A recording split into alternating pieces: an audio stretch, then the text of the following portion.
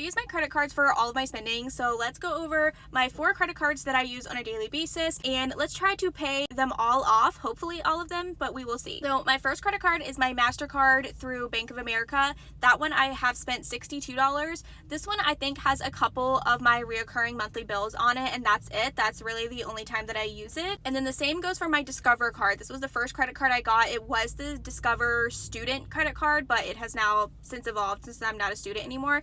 That one I've spent $44, and I think that one has 2 reoccurring monthly bills on it, and that's it. I do not use those 2 in my everyday spending besides those bills. And then I have my Amex card. That one has a balance of $339. That one I kind of split with my Chase card doing a lot of my daily spending. That's the one that is on my Apple Wallet. So if I'm ordering anything online and I'm using Apple Pay, that is what I use, and that's the one that's linked to my Amazon account also. So that's that kind of spending.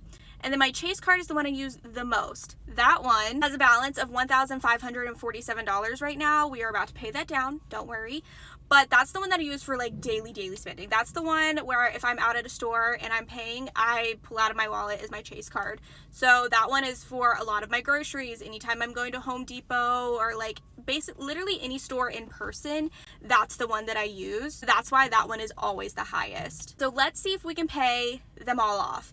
I know for sure I'm going to pay my MasterCard and my Discover off because those are the smallest. And then I think I am going to pay my Amex card completely off. So the first 3 cards are completely paid off and they're at 0. And then for my Chase card, I think after I did some math with what's my checking account, after paying these credit cards off, and I always like to leave a buffer in my checking account just in case, because I do have some bills that come directly out of my checking account and I don't want to overdraft.